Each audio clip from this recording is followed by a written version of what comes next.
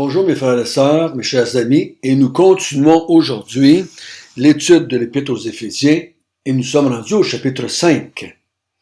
Notre bon Père du ciel, guide-nous ensemble dans cette étude. Et en tant que tes enfants, nous voulons bien comprendre qu'est-ce que tu as mis en place quand tu as mis en place la Nouvelle Alliance ou quand tu as mis en place l'Église. Donc Seigneur, conduis-nous afin qu'on puisse marcher en accord avec ton plan pour ta propre gloire. Au nom de Jésus, Amen. Il ne faut pas oublier que quand nous avons commencé l'Épître, on a vu à 3 reprises que Dieu faisait toutes choses pour sa propre gloire. À 3 reprises, il nous a dit afin de célébrer sa gloire, afin de célébrer sa gloire. C'était le but quand il a mis en place une église. Quand nous commençons à étudier le côté pratique de l'Épître, il ne faut pas oublier que Dieu a fait tout ça pour célébrer sa propre gloire. Et nous avons commencé ensemble à voir comment nous devons marcher dans notre vie chrétienne. Nous avons vu dans le chapitre 2, vous marchiez avant ça selon le train de ce monde, selon le prince de l'air, selon les fils de la rébellion. Mais maintenant, vous allez marcher autrement. Votre vie va être différente. Et on a vu que la première chose qu'il nous dit, c'est qu'il faut marcher dans l'unité de l'esprit par le lien de la paix. Ensuite, on a vu qu'il fallait marcher dans l'unité de la foi. Et ensuite, on a vu, ne marchez pas comme les païens, mais marchez comme des hommes nouveaux. Marchez comme des gens qui ont été renouvelés. On marche plus selon notre vieil homme, mais on marche en nouveauté de vie.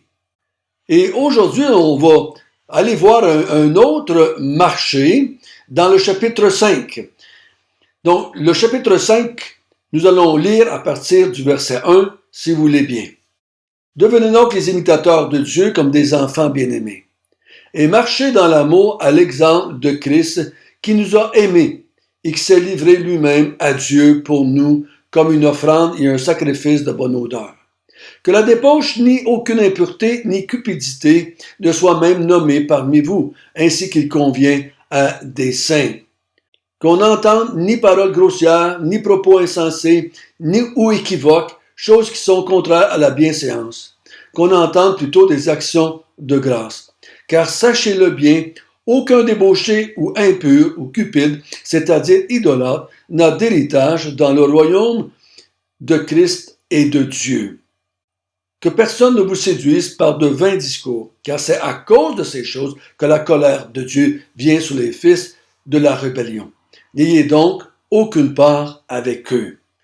Le verset 1, l'autre jour quand on a fini le chapitre 4, j'ai oublié de le mettre avec.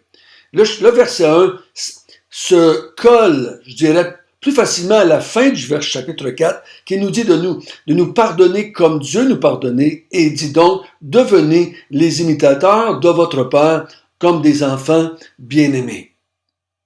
Donc on va laisser le verset 1 s'attacher au chapitre 4, et nous allons commencer aujourd'hui au verset 2, qui nous amène à un autre marché. Vous avez vu, hein? Marcher dans l'unité de la foi, ne marchez pas comme les païens. Et ici, il va nous dire, marchez dans l'amour, à l'exemple de Christ, qui nous a aimés, qui s'est livré lui-même à Dieu pour nous comme une offrande et un sacrifice de bonne odeur. Donc, il dit, je vous encourage à marcher dans l'amour, à l'exemple de Christ. Donc, notre exemple, c'est le Christ. Qu'est-ce que Christ a fait que nous devons faire, nous autres? Parce qu'il dit marcher dans l'amour. Donc, on doit marcher dans l'amour comme le Christ l'a fait. Mais est-ce que le Christ, ici, l'auteur veut nous parler marcher dans l'amour à l'exemple de Christ pour les croyants ou marcher dans l'amour à l'exemple de Christ pour Dieu? L'amour de Christ pour Dieu ou l'amour de Christ pour nous? je crois que le texte se prête plus facilement à comprendre, marcher dans l'amour pour Dieu à l'exemple de Christ. Donc, nous sommes encouragés à aimer Dieu, comme le Christ l'a fait. Comment Christ a-t-il fait, ou comment Christ a-t-il démontré son amour pour Dieu? C'est qu'il nous a décidé de accomplir, comme on a vu au chapitre 2, il va accomplir le plan de Dieu avait pour les élus, pour les prédestinés et pour les rachetés. Donc, il a aimé Dieu en s'offrant lui-même. Oui, il nous aimait par amour pour nous. Donc, il veut aimer les élus, il veut que les élus reçoivent ce que Dieu a planifié, veut que les élus soient bénis comme Dieu veut les bénir. Donc, il nous aime, donc il décide de s'offrir lui-même à Dieu, pas à nous, à Dieu, comme un sacrifice, comme une offrande de bonne odeur. Donc, Christ aime Dieu à un point tel qu'il décide de venir et d'aimer les élus en faisant quoi? En mourant pour eux. Mais le sacrifice n'est pas offert aux élus, il est offert à Dieu. Donc, Christ, par amour pour Dieu, il s'offre en sacrifice pour sauver les élus, pour les racheter, pour qu'ils deviennent des héritiers, etc. Donc, il dit marcher dans cet exemple-là. Et ça va faire du sens avec les versets 3 jusqu'à 7. Si je dis que c'est marcher à l'amour, à l'exemple de l'amour de Christ pour les frères et sœurs, le restant ne ferait pas vraiment de sens. Mais ça fait du sens si je parle que nous, les chrétiens, je dois marcher dans l'amour de Dieu. Et l'amour de Dieu va se manifester comment? C'est qu'on va s'attacher à Dieu, puis on va s'offrir à Dieu, puis on va vivre pour Dieu. On va glorifier Dieu. On va exalter Dieu. On va être un sacrifice d'odeur pour lui. Pas pour acheter les élus, mais regardez ce qu'il dit au verset 3. Que la débauche, que l'impureté, que la cupidité ne soient même pas mentionnées parmi vous, ainsi qu'il convient à des saints. Donc, souvent on a pris ces textes-là pour nous encourager les chrétiens à avoir une vie de sainteté, une vie de bons chrétiens. Le contexte n'est pas dans cette direction-là. Il ne convient pas à des saints de nommer, juste nommer, la débauche, l'impureté et la cupidité. Pourtant, si c'est ça, les chrétiens le font. Hein? On peut avoir des moments de cupidité, on peut avoir des moments d'impureté, on peut avoir des moments de débauche dans notre vie chrétienne, si j'applique ça à la sexualité. Mais vous avez remarqué qu'au chapitre 4, il en avait parlé, puis il va y revenir au verset 5. Ici, je crois que l'auteur ne parle pas de péché qui parle de la sexualité et de l'avarice ou de la cupidité, je dirais ça, financière, mais il parle, je crois, d'idolâtrie. C'est comme si je crois que Paul il pourrait dire que les saints ne soient pas mentionnés, ne parlez pas entre vous des anciennes religions, des religions dans ce monde. Ne parlez pas de cela. Ne nommez pas les fausses religions. C'est pas bien mis. C'est comme on pourrait dire, ne parle pas de ton ex devant ta femme. C'est pas la meilleure façon de parler de tes ex à ta femme avec laquelle tu vis présentement. C'est déplacé, je dirais. Ne parle pas de ton ancienne religion, de tes anciennes, parce que ça n'a pas sa place. Pourquoi je dis ça? Parce qu'il dit au verset 4 qu'on n'entend ni paroles grossières, ni propos insensés ou équivoques qui sont contraires à la bienséance, qu'on entend plutôt des actions de grâce. Donc, il compare. Ne parlez pas de ça. Au lieu de cela, faites des actions de grâce à Dieu. Rendez grâce à Dieu pour ce que vous faites. Ne parlez pas des anciennes religions ou des religions que vous aviez avant. Pourquoi je prends cette position-là? C'est parce qu'au verset 5, il dit « Car, sachez-le bien, aucun débauché, le débauche du verset 3, aucun impur, les impuretés du verset 3, aucun cupide, cupidité du verset 3, qui est l'idolâtrie. C'est-à-dire idolâtrie. Je ne crois pas qu'il faut attacher le mot idolâtrie seulement à cupidité, mais à ces trois choses-là.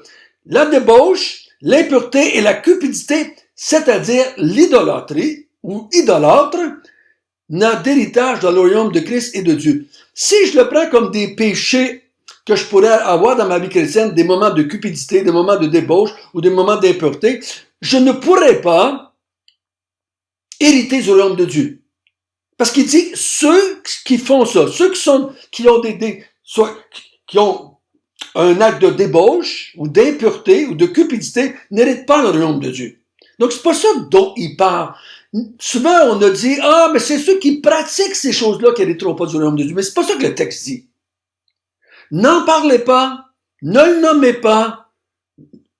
C'est des choses que vous ne devriez pas commencer à parler de fausses religions, ou de Bouddha, de Krishna, ou de la Vierge Marie, c'est pas des choses que vous devriez vous entretenir. Quand on aime Dieu, parce qu'à l'exemple de Christ, on aime Dieu, quand on aime Dieu, on parle pas de nos anciennes religions, mais on parle de notre Dieu et on rend des louanges, et on rend des actions de grâce à notre Dieu. C'est pour ça qu'il parle jusqu'au verset 6, que personne ne vous séduise par de vains discours. Séduise à quoi? À de vieilles religions, qui vous ramènent vers le passé. Car c'est à cause de ces choses, débauche, cupidité, impudicité, cette forme d'idolâtrie, c'est à cause de ces choses que la colère de Dieu vient sur les fils de la rébellion. Vous marchiez autrefois selon les fils de la rébellion, selon l'esprit des fils de la rébellion, selon le train de ce monde, selon le prince de l'air. Vous marchiez. Donc, ne parlez plus de ça. Ne vous ennuyez pas de ça. Ne voulez pas retourner à cela. C'est le passé. Maintenant, vous marchez à l'exemple de Christ qui aime Dieu et vous aimez Dieu. Donc, vous parlez de Dieu, vous rendez grâce à Dieu, vous louez Dieu, vous adorez Dieu. Il dit, n'ayez donc aucune part avec ces gens-là. Voyez-vous, c'est que l'auteur ici, il dit, quand vous êtes maintenant des élus, que vous avez été rachetés, que vous avez été prédestinés, vous êtes devenus des enfants de Dieu, vous êtes destinés à un héritage, à une espérance, vous êtes scellés du Saint-Esprit, marchez dans l'amour de Dieu, à l'exemple de Christ qui s'est offert en sacrifice pour Dieu. Faites la même chose. Je dirais que c'est un peu l'équivalent de Romains quand il dit « Offrez vos corps en sacrifice maintenant raisonnable à Dieu ». Donc maintenant, vous allez marcher non pas dans l'amour de l'idolâtrie ou d'un idole ou d'une ancienne religion quelconque, vous allez marcher dans l'amour de Dieu. Votre amour, l'amour de votre vie, c'est Dieu. La raison d'être de votre vie, c'est Dieu. Je crois que c'est ça dont l'auteur est en train de parler. Ne marchez pas comme autrefois. Marchez digne de l'appel que vous avez eu de Dieu. Il vous a appelé et puis il vous a unis au Christ. Il a fait de vous des saints, des gens irréprochables, ses enfants d'adoption. Il a payé Jésus vous a racheté par le sang de la croix. Il vous a établi héritier. Il vous a scellé du Saint-Esprit. Marchez dans l'amour à l'exemple de Christ. Je crois que c'est ça dont il parle. Il n'encourage pas le croyant ici à avoir une vie plus sainte que les gens du monde. Non, il dit, marchez en aimant celui qui vous a élu, celui qui vous a racheté, celui qui vous a scellé, celui qui vous a donné un héritage, celui qui vous a appelé à devenir ses enfants. Aimez-le. Aimez-le, ce Dieu-là. Et je crois que ça fait plus de sens comme cela que de penser que l'auteur est en train de dire, bon, Maintenant, vous êtes des chrétiens, essayez de ne pas, de pas regarder de la pornographie, essayez de ne pas convoiter les femmes alentour de vous, les hommes alentour de vous. Faites attention de ne pas être trop cupide, trop matérialiste. Attention de ne pas dire des paroles grossières ou de faire des jokes à double sens. Non, c'est pas ça qu'il est en train de parler. Parce que les choses qu'il nous dit, si vous les faites, ces choses-là, vous n'hériterez pas du royaume de Dieu. Fait que c'est la réaction, la conséquence de faire ces choses-là est beaucoup trop grande. Parce que les chrétiens, vous le savez comme moi, vous êtes des croyants, on fait encore des péchés. Donc, si je les fais, ces péchés-là, si j'ai le malheur de faire des paroles grossières, ou une joke, un peu impure, de sexualité, ou si je dis des choses équivoques, si à cause de ça, je n'hérite pas le royaume de Dieu, mais les chrétiens n'hériteront pas le royaume de Dieu. Mais c'est pas ça dont il parle. Éloignez-vous des fausses religions, éloignez-vous de ce que vous faisiez avant, les faux dieux, ne les mentionnez même pas, n'en parlez même pas. Plutôt, rendez grâce à Dieu. Méfiez-vous des gens qui veulent vous séduire par de vains discours pour que vous reveniez vers ça. Et vous avez vu que à travers les épîtres de Paul, ça revient constamment, cela. Par amour pour le siècle présent, il y en a qui ont abandonné, qui sont tournés en arrière. On l'a dans l'Épître aux Hébreux, on l'a à différentes places où les chrétiens ont tendance à vouloir retourner en arrière. Il y a des gens qui reviennent et qui veulent les séduire pour qu'ils reviennent à leur ancienne vie. Donc, il dit, ne faites pas ça. N'ayez point de part avec eux. Il n'est pas en train de dire maintenant, séparez-vous des non-croyants, ne venez pas avec eux autres, partez-vous des monastères, puis devenir recluses, n'ayez aucune part avec leur vie à eux autres. Je me souviens, au début de ma vie chrétienne, j'avais mal compris ces textes-là. Puis là, quand j'allais dans des soirées, des veillées, des parties de famille, je me tenais un peu à l'écart, puis je voulais pas participer à leurs jokes, à leurs affaires, puis je voulais pas participer à leurs jeux de cartes, à leurs affaires. Je voulais me séparer de tout cela. Je voulais pas avoir rien de commun avec eux autres. Je voulais pas avoir aucune part de ce qu'ils faisaient. Mais c'était pas ça que Paul parlait ici. Si on veut les atteindre, si on veut être des lumières pour eux, si on veut être de la bonne odeur pour eux, si on veut être capable de leur parler de Dieu, il faut bien être avec eux autres de temps en temps, du moins. Comprenez-vous? Donc, il dit, marchez maintenant à l'exemple de Christ, qui aimait son Père tellement qu'il a décidé de nous aimer et il s'est offert en sacrifice pour que Dieu puisse avoir un peuple d'adorateurs et un peuple de personnes qui étaient pour le servir et pour un peuple qui était pour adorer son Père. Il dit, vous autres maintenant, faites la même chose. Vivez pour Dieu. Adorez Dieu. Louez Dieu. Faites connaître Dieu. Exaltez ses attributs, sa gloire. Donc, c'est ça qu'il est en train de dire. Donc, la marche chrétienne, c'est on n'a plus aucune part avec les fausses religions. On s'éloigne de cela, on repousse cela. Il va nous dire juste un peu plus bas, marchez comme des enfants de lumière. Ça va faire une suite à cela. Et non pas qu'on va y prendre part, au contraire, il va nous parler même de dire que c'est faux, les dénoncer, ces religions-là fausses maintenant. Donc, loin de vouloir y prendre part, on devrait les dénoncer. C'est ce qu'on va voir de la prochaine fois, de marcher comme des enfants de lumière.